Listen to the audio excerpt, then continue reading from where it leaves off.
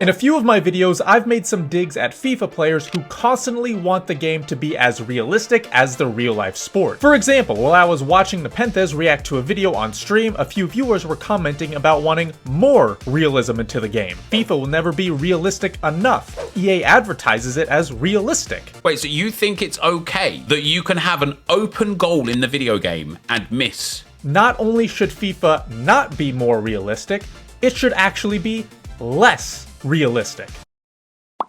There has always been a fight about how realistic FIFA should be, with some advocating for a less realistic but higher skill gap game, while others wanting it to be as realistic as possible. Unfortunately for the realism crowd, there is an inherent problem with wanting FIFA to be as realistic as possible.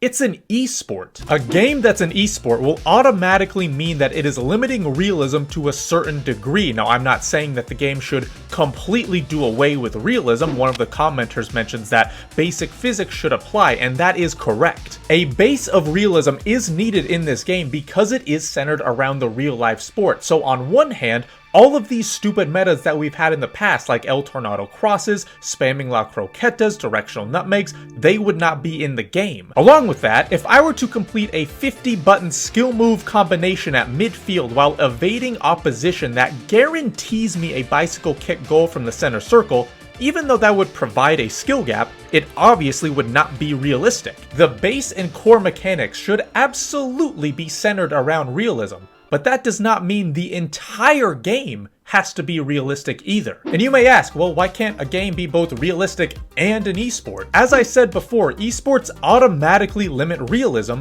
because realism will lead to randomness. In fact, realism and randomness just go hand in hand with each other. It's like a peanut butter and jelly sandwich, or milk and cookies, or a football profile picture and racism. Think about it this way. Remember when Darren Bent scored against Liverpool because of a ricochet off of a beach ball?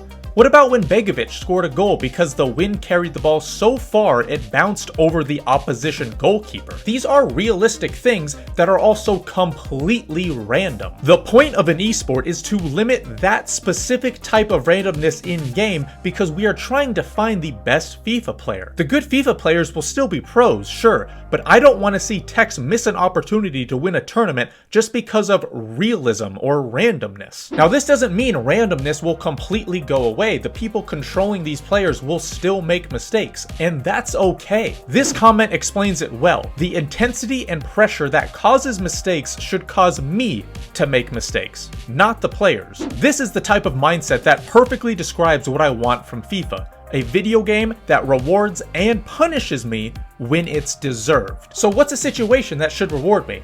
Basically, if I do everything right in a specific situation, I should be rewarded.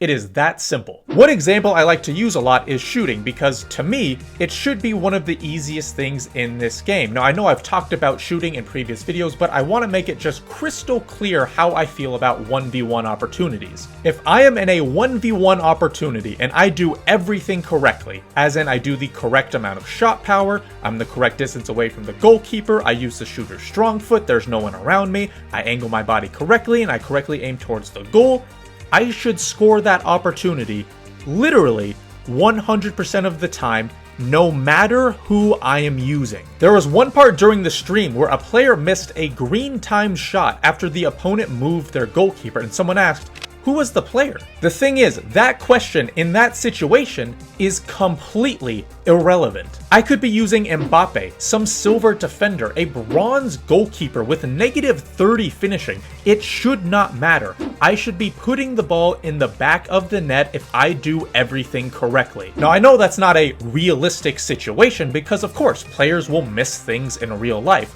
but just because you can make something realistic does not mean you should. Realism does not equal a balanced game. In fact, realism actually makes things more unbalanced. After all, how many times have we complained about losing a game when we've had double the amount of XG over our opponent, where we make a tackle after tackle, but the ball always just goes back to the opposition player, where the referee completely misses a call and screws us over? All of these situations are realistic, and yet we complain about all of them, and usually it's actually warranted and deserved. You really think you'd be happy if a player just absolutely missed a shot like Havertz did against Manchester United?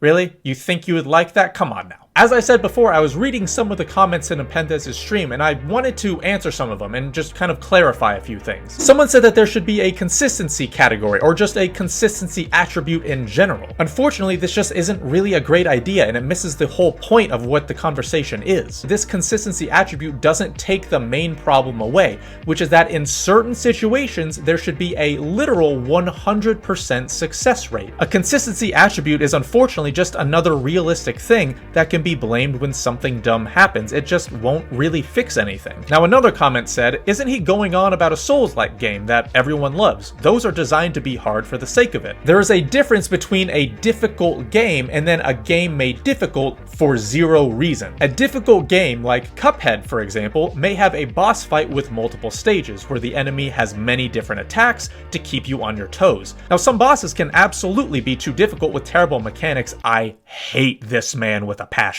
But that situation is different compared to doing everything right and yet still missing a wide open shot for literally no reason other than just realism. We have this comment that says, real life is only valid in a true simulation. Competitive and arcade modes have no room for such shenanigans. Now, first, I just want to say shenanigans.